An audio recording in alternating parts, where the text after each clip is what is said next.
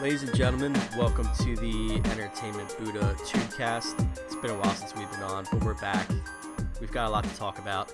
With me tonight is Keith Mathias. How are you, Keith? I am doing very well indeed. Nice. A lot of TV shows just ended, some beginning, so we'll definitely hit on a few of those. What's on your current watch list right now? The current watch list, up until Sunday night was Game of Thrones, and that was, sort of the big thing. But got Orange is the New Black season 3, and just started watching Sense8 from the Wachowskis. Okay.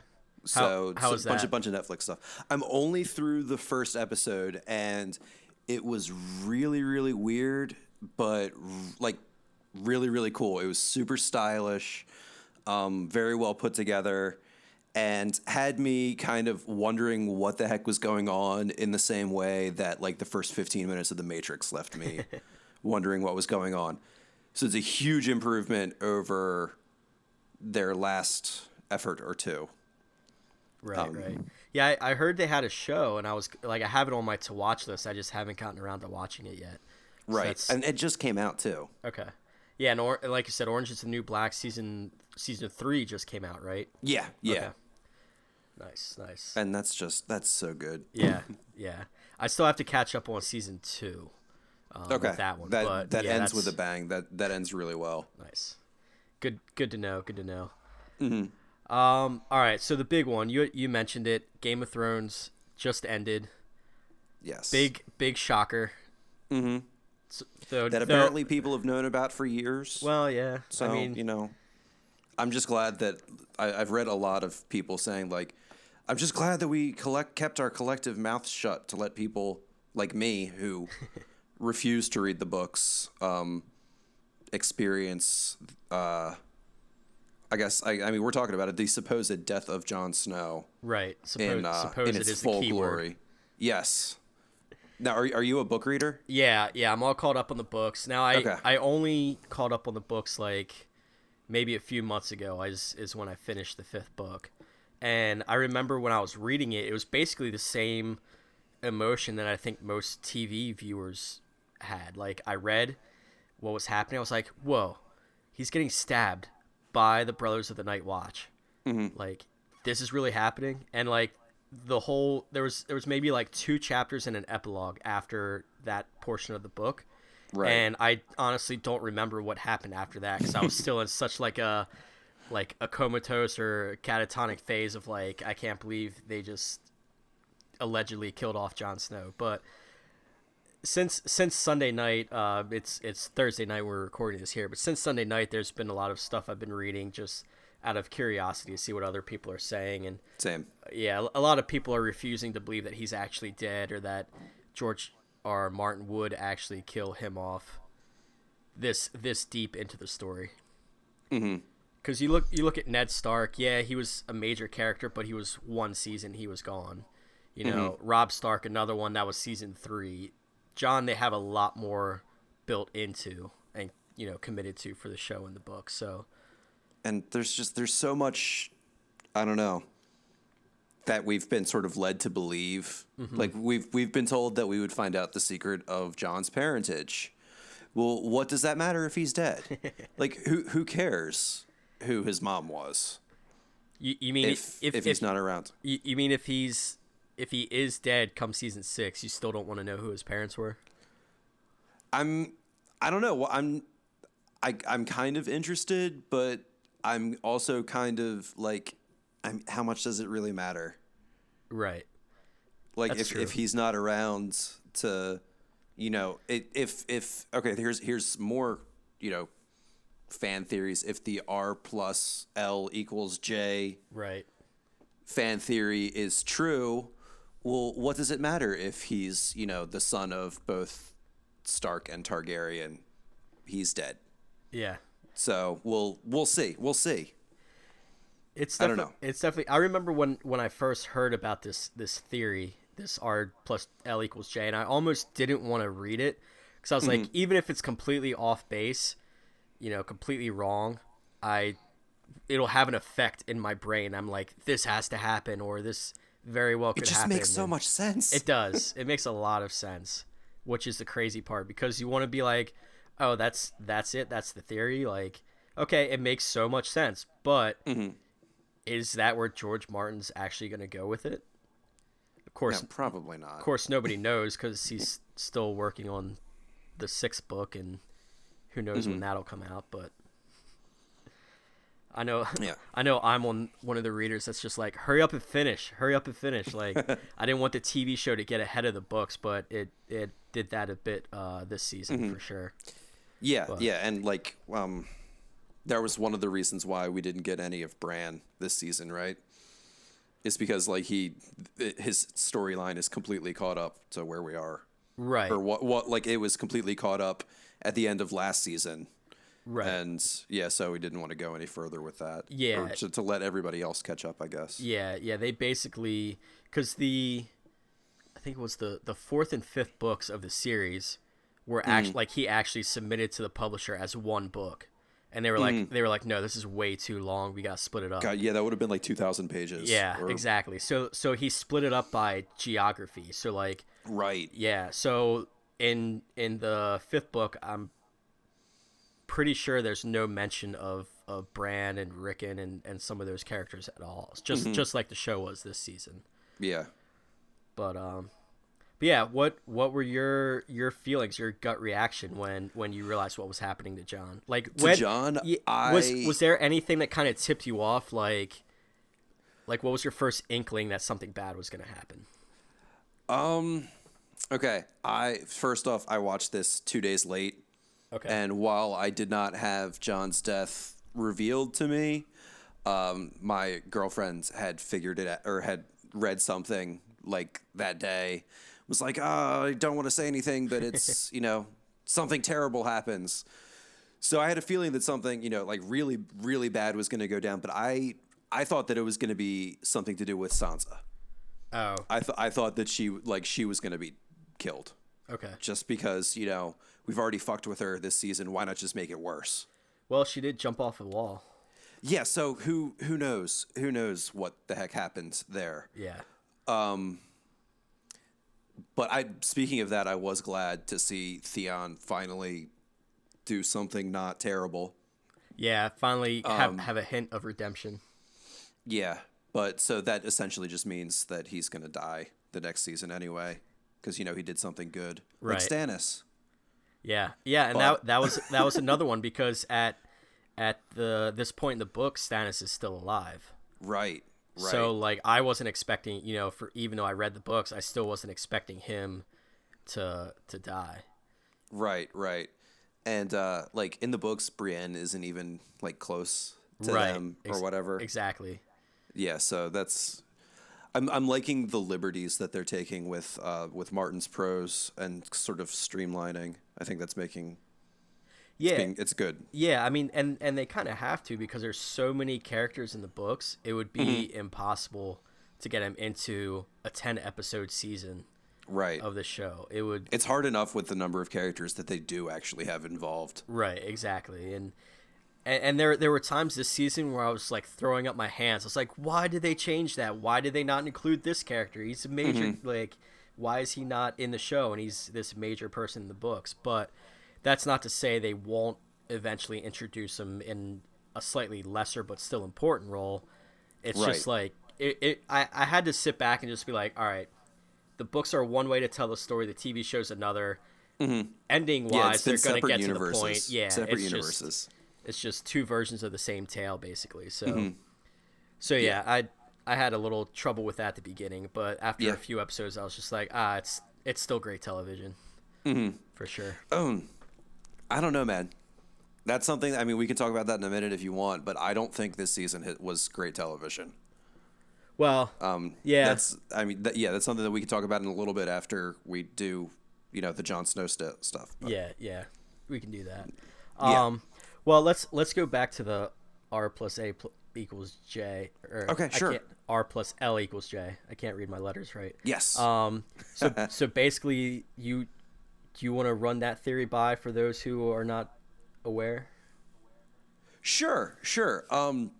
Okay, so the R plus L equals J theory um, goes from the fact that from something that happened before Game of Thrones, Song of Ice and Fire, all the events of the books and TV episodes even started. So I think it was the tournament at Harrenhal, Yes. and Rhaegar Targaryen, the younger brother of the Mad King, wins this tournament, and he's presented with a crown of blue flowers or something like that, and decides that he's going to give this crown of blue flowers to Lyanna Stark. The catch here being that Lyanna is promised to Robert Baratheon, and Rhaegar is already wed to God. Who was his wife? Um, Was it Elia Martell? Let me pull it up real quick. Okay. Anywho, as you're pulling that up to confirm, this causes a huge stink, and people are pissed. He's giving this other man's betrothed a crown, signifying love and blah blah blah, and he's already married. So the popular tale that sort of people believe, and Sansa at one point repeats this in the series, is that Rhaegar then abducts Lyanna Stark and rapes her. But sort of the popular, the fan theory, the R plus L equals J theory, is that she did not get abducted by him. She did not get raped by him. They ran off together, and the product of this illicit liaison rendezvous, is Jon Snow. And so Jon Snow is, the son of both a Stark and a Targaryen, Right. giving him like ultimate royal blood. Right. Yeah, and as the series is called, A Song of Ice and Fire, that's basically one side ice, one side fire in one person. Exactly. Like that's kind of the point of like this theory and where it all kind of heads towards. So Yeah. it like The title makes it sound like it's Jon Snow's story. right, exactly. And it's one because that would make him would that be a brother to Dany? Yeah. Is that right? Nephew too. Yeah, nephew to Dany. Yeah, nephew. Yeah, yeah. So and there's 3 dragons, and right now there's one person that's able to ride them in Dany. So the theory is also out there that there's 2 others, one of which has been mentioned in the books but not in the TV show, as a possible theoretical dragon rider. Which I hope he gets. Are we thinking show, Brandon? but... What's that? Are you thinking Bran because of the line? No. You'll never walk, but you'll fly. There's a completely different character that's not Oh. that hasn't made an appearance in the show yet. Okay, But, that's what I get for. Read some books, Keith. Come on. Jesus God. Do you have any intention on reading the books? Kind of, but not really. I've heard. I don't know it. I've heard some pretty not great things about Martin's writing, and I would sort of just rather leave it as a TV show experience for myself. But I don't know. We'll see. We'll see what it brings, what the future brings. Yeah, I might eventually read them, but I don't know. Yeah, I took a deal on Amazon. Like you could download the 5 books for like digital versions for like $40. So Oh, that's not bad. yeah, so I just had them on my phone and I would just kind of read through them, when I had downtime at work or whatever, and I actually got through them pretty quickly.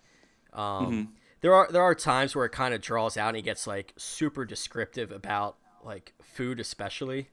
Yeah, I'm like, I don't need to read 40 pages of food at a wedding. Yeah, it's cool because he's got all these ideas, he's putting them into text, but I'm like, all right, let's get on with the plot here. But I appreciate subtlety in my literature. right. Yeah, you could probably cut out about a couple hundred pages a book if he cut down the details, but I guess it's a little late at this point for him to do that.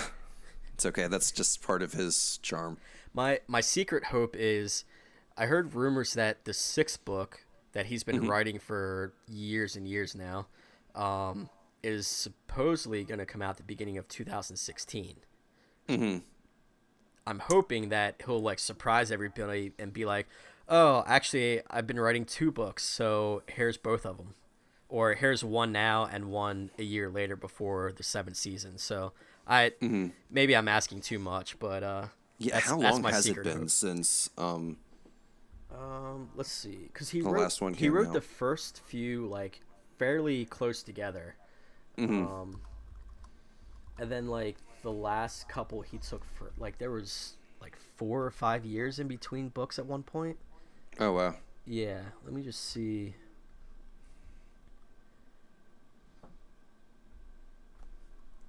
Yeah, I don't have it exactly here in front of me, but it Mm-hmm. took a long time, and it's even taken longer now because he's like, "Oh, I'm waiting for the TV show to catch up," and everyone's like, "No, keep the books coming, so people who are reading the Right. book from like 1996 can finally see what happens." Mm-hmm. But yeah, I don't know. I'm hoping that he gets at least one book out early next year, but who am I to tell him what to Mm-hmm. do? Yeah, first one was 96, then the next one was 98, then 2000, then 2005, and then 2011. Yeah. Ouch. So from book 4 to book 5 was a 6-year gap. Ouch. Yeah. So we'll see. And now Yeah. and there's talk too, like because there's supposed to be 7 books, there's going to be 7 seasons. I've heard rumors that Mm-hmm. there might actually be an 8th season, so I guess it depends Right. on how much they want to split up the books again. Mm-hmm. But apparently We'll see. the showrunners for the TV show, Yeah. when they first met with George Martin about putting his books to screen, Mm-hmm. George asked him, he's like, "Who is the mother of Jon Snow?" And apparently they answered him correctly, and that was Hmm. kind of his like little test. So now I'm like, well, what did they say? Like, let's find out here. Yeah. But yeah, I don't know. That's a good question. Yeah, That's a good test. yeah, for sure. So what But what yeah, what do you think's gonna happen in season 6? overall, Yeah, we'll just do a or generalization. oh god. Um. Okay. First off, I'm kind of banking on Melisandre bringing John back. I think so too. That's kind of what I'm leaning closest towards. Um, Tyrion whips Marine into shape quick, fast, and in a hurry because he's a boss like that. Yep. Although it's going to be interesting seeing him navigate the sort of deal of ruling the city, but not being able to like really do anything himself because he's going to have to go through Grey Worm. Yeah, he's basically the puppet master for Grey Worm. Yeah, that's going to be really interesting. And I'm wondering if he's going to try to do something that Grey Worm might not necessarily agree with and meet with some resistance there. But But do you think since Dany accepted Tyrion as her advisor, does that put him in power over Grey Worm since Dany's gone? oh, that's a really So good like would question. Grey Worm have to do what Tyrion says no matter what kind of thing, or because I mean that's kind of how he was trained and brought up as an Unsullied, True. was you obey your master, whoever that is. So as long as Dany's gone, who is the master? Yeah, and especially because Jorah and Dario are not going to be there either. Right? Yeah, they're gonna be out looking for Oh her. man. I don't know. I don't know. I could totally see that happening, but I could also very much see him because he's evolved a lot and he's changed quite a bit since he was initially freed by Daenerys, and has taken on much more sort of like an individual identity. I feel like maybe he would give Tyrion the kind of the whole you're new here, and he's this is what the first time that he's met him was that point where in Yes. in the room. Yeah, yeah. I think that's the first time they met him. Yeah, so he doesn't know how much Dany necessarily trusts Tyrion or not. So I don't know. I feel like that's going to be a really interesting dynamic to watch Yeah. I mean, unfold. Tyrion's one of my favorite characters. Just, I mean, in the books and on the TV show, he's smart as a whip, and he's got, a great like ruling mindset, Yeah. which is crazy since nobody has any respect for him at all. So yeah, like I said, it'll be really interesting to see how that plays out. Like how long will he stay in Marine? Is Danny coming back or what? Because her other two dragons are still there, right? They're still chained Yes. up Yep. in the dragon room or dragon dungeon, whatever it is. But yeah. So that'll be interesting. I mean, and Cersei, we didn't even touch base on her yet, but Oh my God. she had the very very long walk of shame. That was uncomfortable to watch. I'm not gonna lie. It was. I mean, and again, having read the books, I knew that was coming, but still, it went on a lot longer than I thought they would let it go. Yeah. Like and I thought it might be like a couple minutes, and then they would cut to something else, but it was like a 9 or 10 minute. that was a very long sequence. Yeah, And I mean, it was one of those things where it's like we've been waiting 5 years for her to finally get, smacked down. yeah, And it was glorious for a short time, and then it was just, like I said, uncomfortable. right. No, I agree. I'm with you there. I mean, it was okay at first because people were just kind of letting her pass, and then the taunts and the throwing food and garbage or whatever, and the guy whipping out his what right in front of her, like Yeah.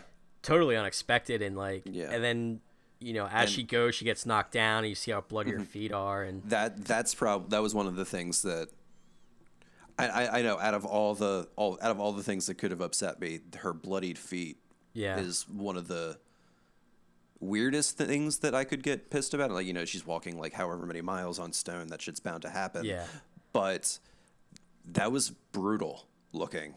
yeah. I don't know. Yeah, and I thought it was interesting too. Like after, again, I was reading some articles and stuff like that, but I didn't realize this at the time. But that was actually a body double. Really? That wasn't even Lena Headey's body. It was like her face on someone else's body, which I thought was kind of interesting. But Yeah. I mean, I didn't notice. But Yeah, I mean, that's quality animation. yeah. But But yeah, and I thought she did a great job at it too, because in the books, like you're in her mind, she's narrating what's going on for you, and Right. she's constantly talking about keeping her eyes on the Red Keep, constantly looking up and being like, that's my destination, that's where I need to go. So, and I thought they portrayed that pretty well on the show. they did. I agree. Yeah. I was not expecting the Mountain to come back, Yeah.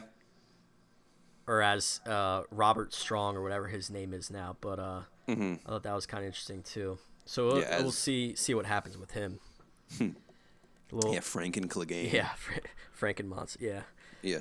That's one Jon Snow resurrection theory that I do not buy into at all. that'll be like Frankenstein kind of. Yeah. Well, I mean, it's just one of those like, oh, well, we've seen this as a way for people to come back from the dead. Yeah, So maybe it happens to save him. Like that's one that I'm just like, no, probably not. What about the theory that he's gonna be a warg? I like that one. So you would be okay with like that one a lot. Jon Snow back as like Ghost? Or, Yeah. Okay. I could dig that, because I could also see that eventually going back, like him eventually finding a body again somehow. Okay.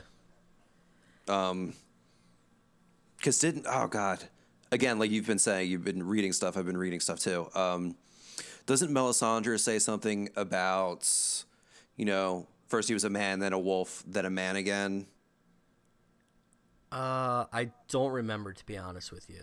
She Okay. might have, and that's I remembered reading something along those lines somewhere, and getting I don't know, that sounded kind of neat.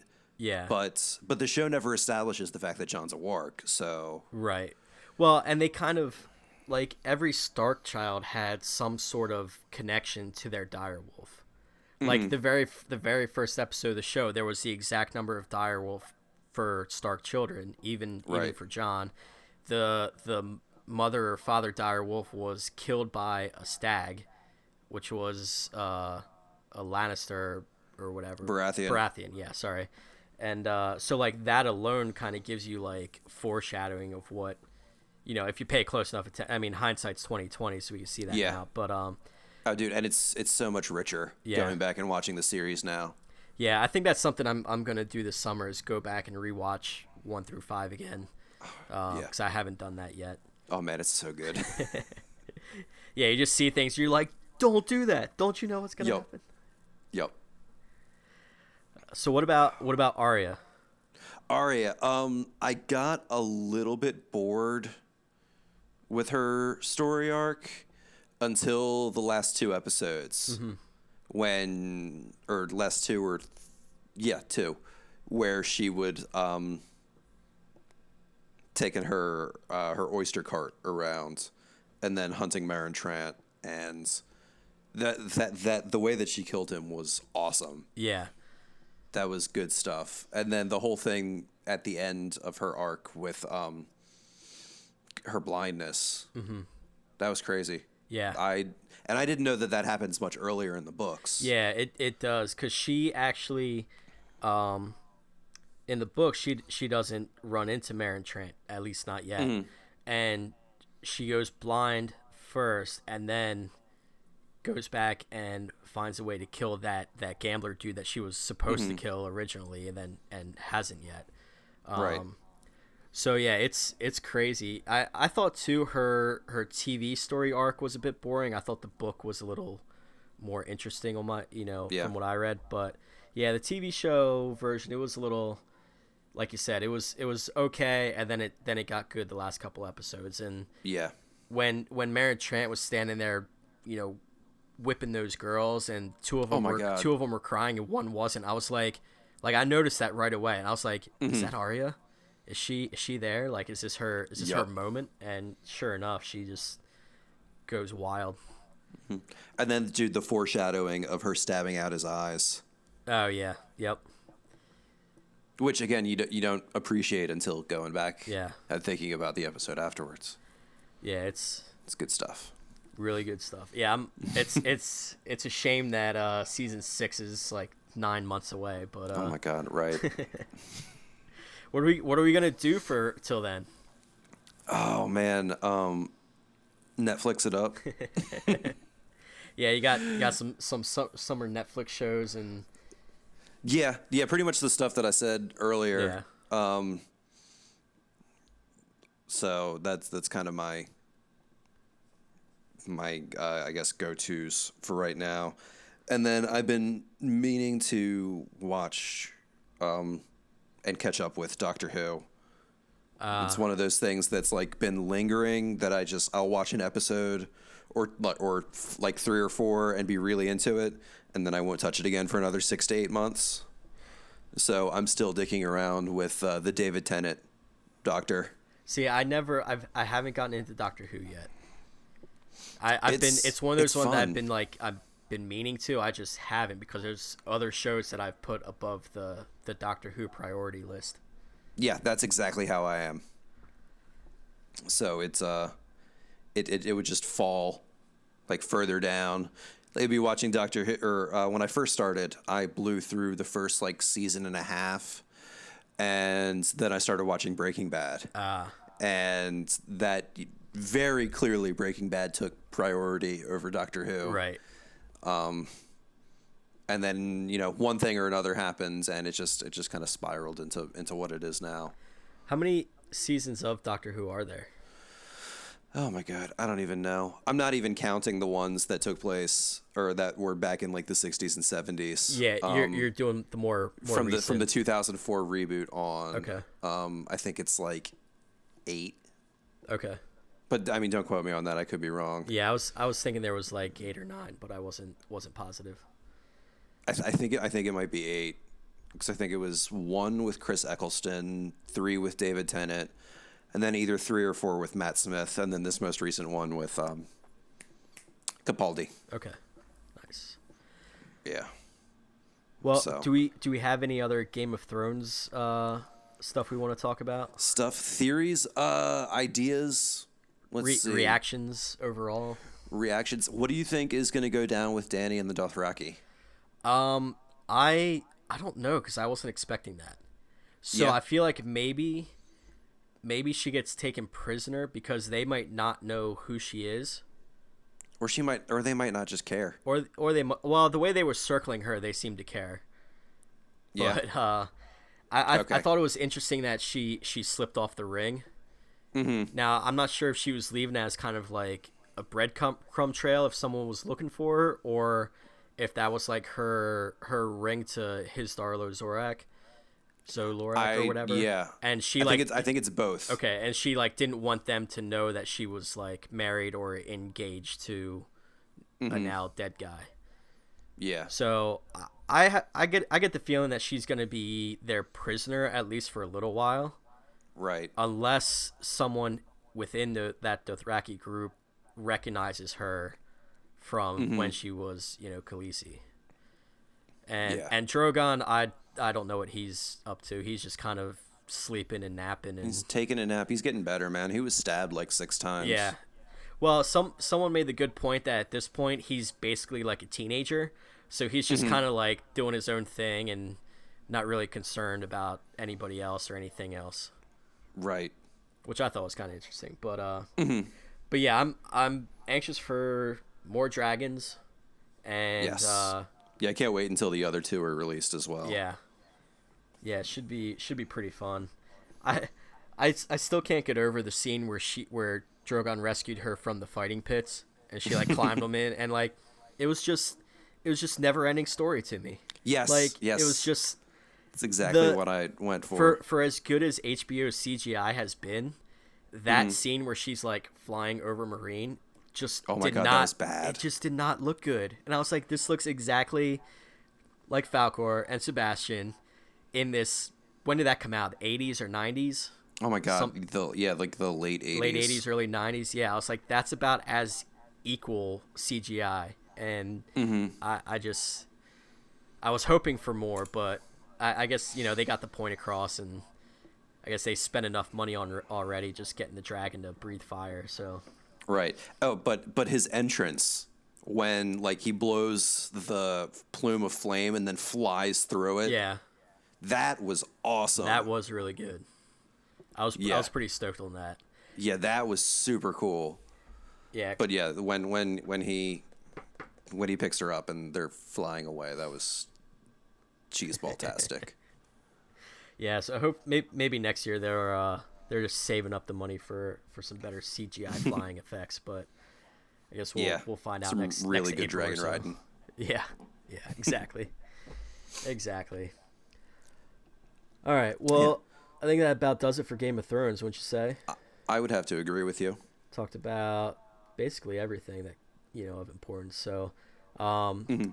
HBO ends one good show. They have another one starting this coming Sunday in True Detective Season 2. Now, I am very excited for it. I assume you are as well. Yeah, I'm definitely really pumped. Nice.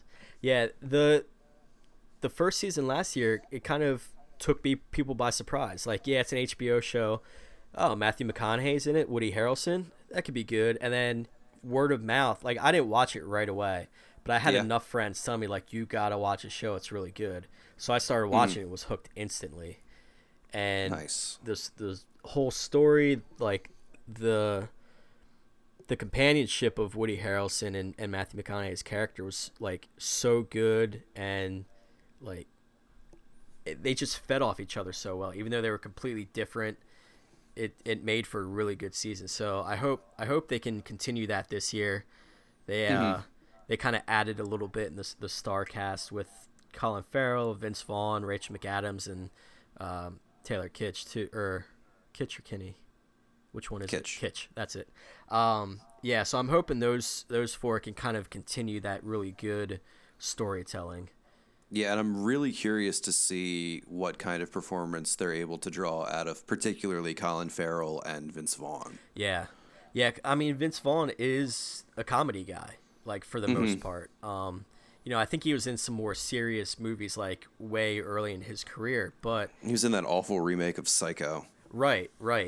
And but Wedding Crashers, The Breakup, like all these, old school, all these like party comedy movies, being the big goofy guy, and now he's going to be this serious character. He's the villain in the show, right? I think that's Yeah, he's the like crime lord. right. I mean, I think he can do it. I think he's a good actor. So Same here. I hope it comes off really well for him. And I mean, if you got to remember last year around the time that, or I guess 6 months ago, last year, whatever, January, McConaughey, aside from like 2 roles, had for a decade and a half been that dopey California looking dude, Right. who would take his shirt off and smile. Yeah, that's And very then true. all of a sudden, he lost God only knows how much weight and turned into, the greatest character actor that we have around right now. Yeah, that's very true. Yeah, because I mean, you even look back at McConaughey at Dazed and Confused, and he's this, creepy old guy who checks out high school chicks. Yeah. But yeah, that's very true. So I mean, maybe this is a new turning point for Vince Vaughn's career. And as far as Colin Farrell, I've always liked him for the most part. I know he's kind of like some people are like, he's a terrible actor. He's just a terrible human being. But He's got a couple of movies though. Did you ever see In Bruges? I love that movie. That movie, I thought he was fantastic in that.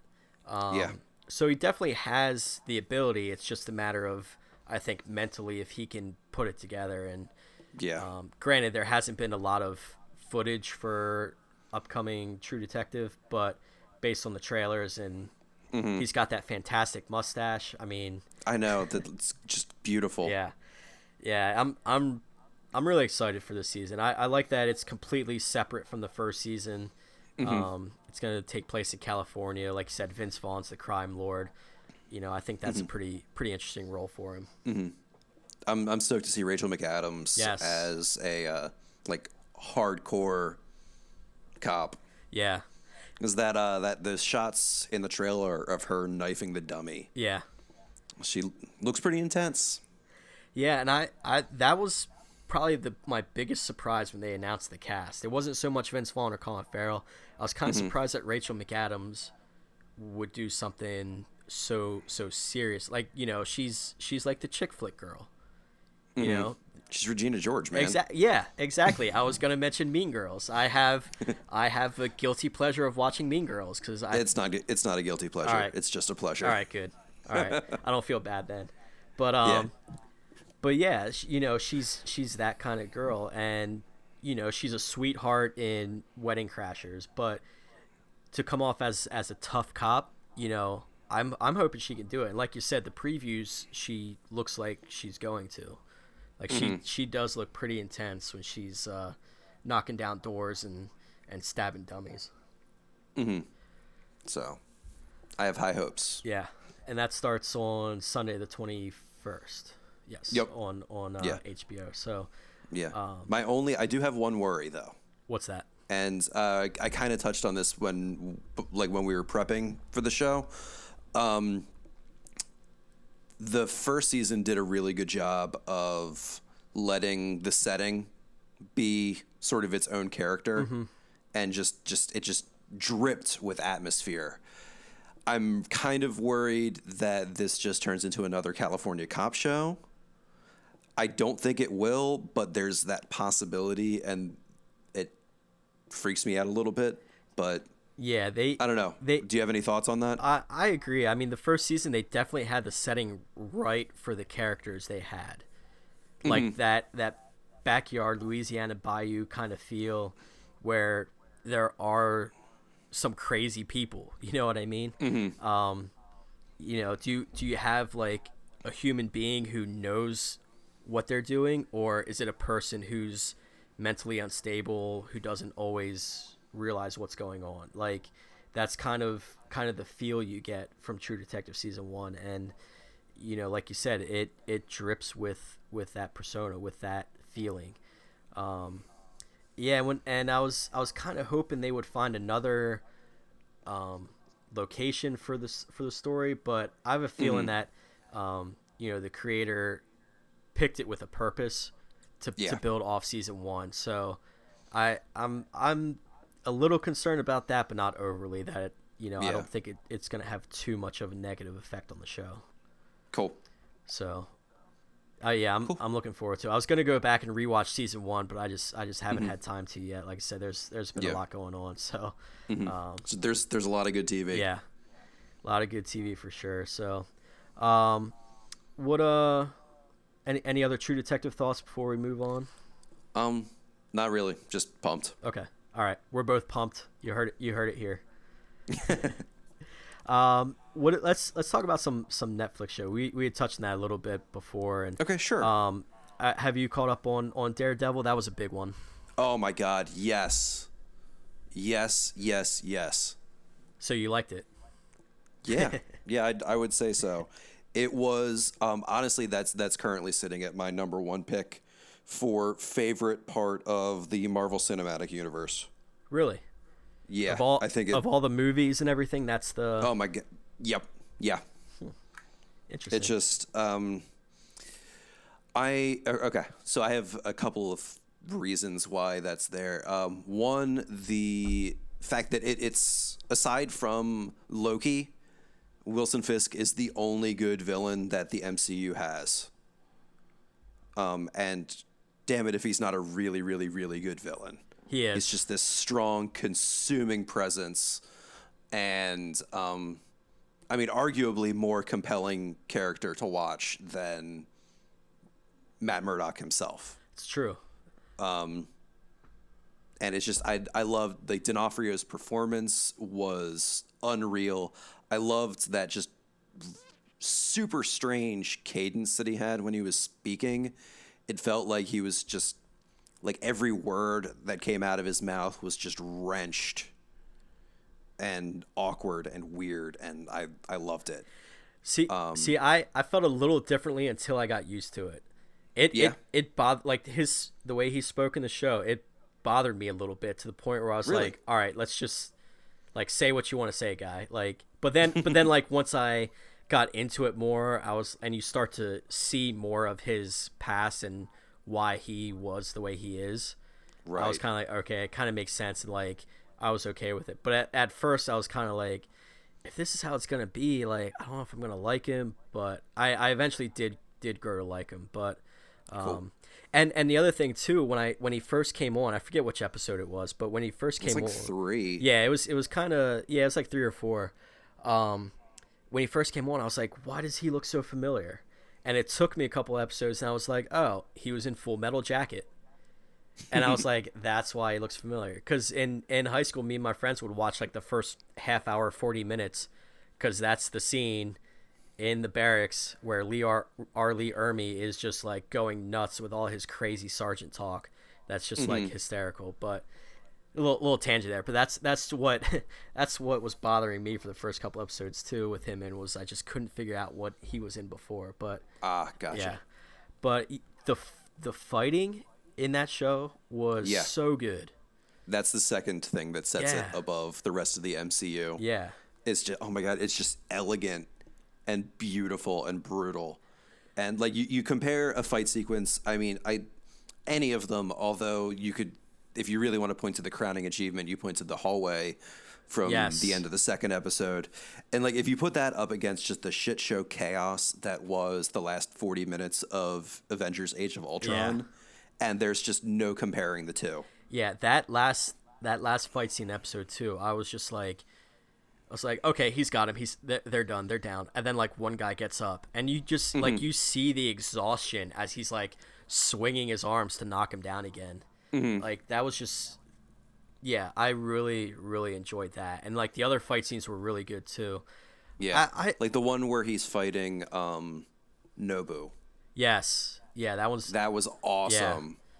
yeah, that was very very good. And I was surprised too at how long into the series it got before he finally got the suit. Oh my God, yeah, the end of the last episode. Yeah.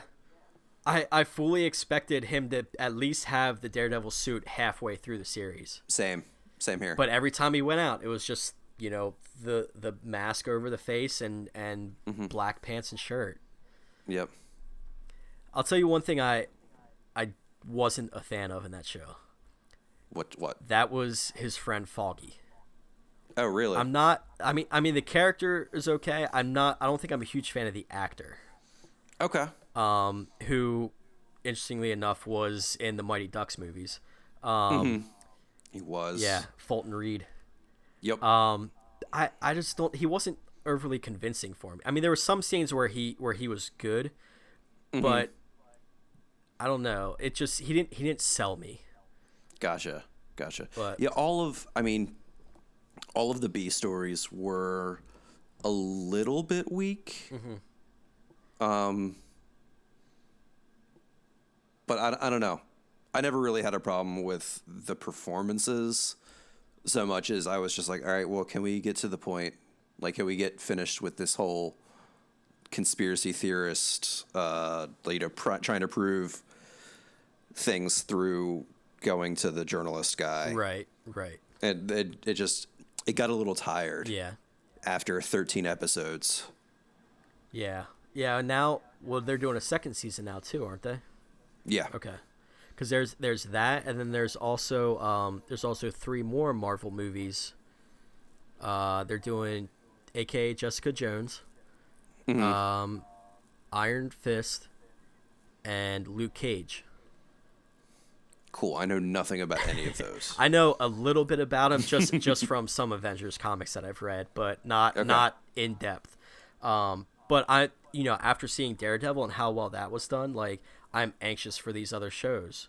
Like, yeah, I'm more familiar with Daredevil than I am for the other ones, but that doesn't make me any less excited to learn about these other characters as well. Right. And I didn't know anything about Daredevil before going into the series. I just thought, okay, well, I'll give it a watch. And then at the end of the first episode, I was like, holy crap, this is amazing. So did you never see the Daredevil movie? Oh, God, no, I saw it. Okay. And I had low expectations going into the series. Just I try to forget that I saw the Daredevil movie, but yeah, there's a reason to be skeptical of Colin Farrell. Yeah. although I think more of that was Ben Affleck, but it wasn't even him. It was just a terrible damn movie. It was not well written. It wasn't well directed. Yeah, I just know when they announced Ben Affleck as the next Batman, or for the Batman vs Superman movie, I was like, really? I was like, did they not see Daredevil? Like, sure, it wasn't completely his fault, but he wasn't the most convincing character either. But yeah, I don't know. Hopefully he redeems himself in the superhero world with Batman. I have high hopes for him as Batman. Yeah. I think he's going to rock it. Yeah, it should be, because it's supposed to be a different Batman than, like, Christian Bale. It's supposed to be, more Bruce Wayne than Batman. So it'll be interesting for sure. Yeah. But yeah, what do you have anything else on your list that you need to try and catch up or watch this summer? Not really. It's mostly movies. Yeah. Oh. Yeah. Wet Hot American Summer, 8 episodes on Netflix. I think that's July they released that. Sweet. They have I saw pictures of they had like all the original cast. So like Bradley Cooper, Amy Poehler, like everybody. It looked awesome. Like I'm really excited for it. But so, and heck, at only 8 episodes, that's easy to fly through. Exactly. It's 8 episodes. It's piece of cake. You watch it on a night where you can't fall asleep or something, and you're done. Yeah. But yeah. So anything else you want to add regarding the small screen? Not really. Just again, hammer home. There's a lot of good TV out there. So I don't know. Choose wisely, but it's really difficult to make a bad choice. Plan accordingly. Yeah, that's probably a better way to put it. Just plan accordingly. You got to map your stuff out, people. Yeah. Like we talked about, True Detective is on Sunday, June 21st here, so that's definitely on my top list for sure. So, and I'd also like to recommend Silicon Valley. I watched I missed the first season, so I caught up on that. Watched the second season. It's one of the funniest shows on television. It's great. It's so good. It's a half hour long. It's HBO, so there's a lot of swearing. It's by Mike Judge, who's phenomenal in everything he does, and he actually worked in Silicon Valley after high school as like a computer engineer or programmer. So he's got a bit of expertise in some of that stuff. So yeah, Lots of good geeky jokes. yes, lots of good. From what I've seen. Yeah, Martin Starr is in it. He's hilarious. T.J. Miller plays Ehrlich. He's one of the funniest characters ever. So I highly recommend that show as well. That's one that I might go back and rewatch because that's a pretty easy one to blow through as well. Yep. All right. Well, I think that'll just about wrap it up for us here on the I think so as well. Entertainment Tubecast. Keith, you want to hit us with your social feeds? Yeah, you can follow me on Twitter at KWMathias. That's about it. All right. And be sure to check out entertainmentbooted.com. We have tons of stuff. E3 just wrapped up, so there's lots of video game coverage, some really new announcements people are looking forward to. Keith, was there anything you're excited for that was announced at E3? Oh my God, loads and loads. Announced at E3, or featured at E3, or featured at E3. Star Wars Battlefront looks freaking brilliant. Fallout 4, I think, kind of goes without saying. Yeah. Although I liked Fallout 3, but I was not like as obsessed with it. I've always leaned more towards the Elder Scrolls, Bethesda franchise. Yes. But God, what was it? The one featuring Yarny, Unraveled. That looks awesome. Shenmue 3 is going to be sweet. I'm so glad that got funded in like 8 hours. Yeah, that was ridiculously fast. Yeah. And like that wasn't a small sum of money. That was $2 million. Yeah, I think Ray and I checked it like the next day, and it was at like 2.7 million at that point. It was just insane. It's a ridiculous sum of money that they're working with now. Yeah, I know Ray's excited for that one. So yeah. That basically, if it was featured at the Sony conference, that I'm super pumped for it. Yeah. I don't know. I like the Final Fantasy VII remake is. I'll play it, and I'll probably love it, but I'm kind of wondering if it's not like 2 years too late. Yeah. For that, but we'll see. We'll see how that goes. Nice. How about you, man? Anything you're pumped on from E3? Horizon. I was watching the feed online for when that was announced, and I was like, wow, this, like, the graphics look amazing. And then the next day at work, Ray and I were talking about it, and we were both like, you mean we get to hunt giant robot dinosaurs? We're like, of course we're like excited for it. So like we've been talking about that for like the past couple of days. The Last Guardian looks really good too. Yeah, I know a lot of like I wasn't familiar with the whole backstory. I had Ray fill me in on why that was such a huge deal.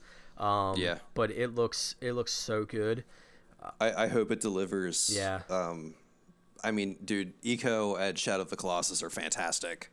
Yeah, Ray told me I had to play Shadow of Colossus, so I might have to look for that somewhere. But I think PS3. Yeah, I think I saw it on Amazon too. They had that and Eco for like $20 together. It's worth every single penny. All right, I'll probably just pull the trigger on that then. I also like Assassin's Creed. I know the last few games have had their controversies, but I'm kind of excited for Syndicate. Hopefully they learn their lesson from Unity last year. Gotcha. Did you play Unity? I have it, but I haven't started it yet. Okay. So I played Rogue for PS3, and then I just got Unity a couple weeks ago. I just haven't started it. Okay. But yeah, there's a lot of good stuff. I was kind of hoping to see some more Nintendo Zelda stuff. I know a lot of people were disappointed that wasn't that, but just another thing to look forward to on there. Yeah, pretty much. All right. Well, again, you can find all the information from E3. Matt and Anna were out there, so I'm sure they'll have tons of stuff to write about when they get back. And just check us out at entertainmentbooted.com. We make you a better geek, one post at a time. And I think that'll do it. So thanks for tuning in, and we'll catch you next time.